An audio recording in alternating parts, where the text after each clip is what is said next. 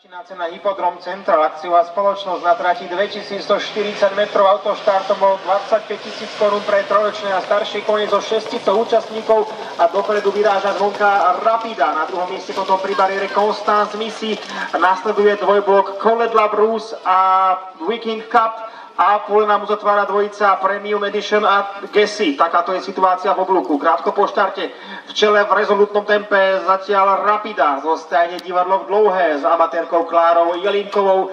3-4 dĺžky za ňou, potom na druhej pozícii sa vyváža Constance Missy na protiváhu stenu, reprezentujúca stajňu Jeka Missy Hartmanice s Jaromírom Kotáskom. Vedľa nej potom v druhej stope Coledla Bruce zostane z kraje s Jaroslavom Dobrovoľným a zvonka tam trošku rozdáva metre.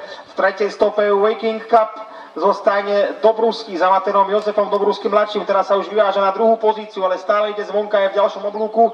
A na chvoste pola stále dvojica koní Premium Edition zostane FV Relay Levin s Michalom Kalčíkom a takisto Gessi zostane Kvietná s Ivanom Coufalom, ale tá je známa výborným záverom. Pole koní nám po prvý raz skúšobne točí do cieľovej roviny, ešte zhruba 1200 metrov pred cieľom. Stále je to od štartu Rapida. Za ňou potom Coledla Bruce a Viking Cup. Teraz môžete kone povzbudiť potleskom do záverečného okruhu. Posledný kilometr pred cieľom, stále je to Rapida, už povádaná Klárou Jelinkovou. Viking Cup takisto povádaný, je na druhom mieste, na treťom buď taktizuje, alebo slabne Coledla Bruce.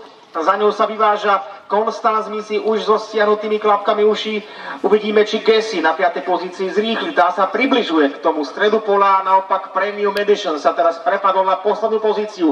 Na protiláhnu stenu točí ako prvá s náskokom 5 dĺžok Rapida. Uvidíme, či stihne, či vydrží, ale cvála tam Coledla Bruce a to nie je dobrá správa pre Jaroslava Dobrovoľného ani pre Jaromíra Kotáska, ktorý je za ňou. Ale Coledla Bruce svála už dlhšiu dobu a dosť ako by si aj pravdepodobne diskvalifikuje, končí so 2. Coledla Bruce je diskvalifikovaný. Na druhú priečku teda prechádza Gessi a bude to súboj favoritiek Gessi alebo Rapida. Gessi už má a teraz svála aj Premium Edition v oblúku, takže Gessi má otvorenú šancu k triumfu, ale Rapida stále drží prvú stopu, ale začína slabnúť.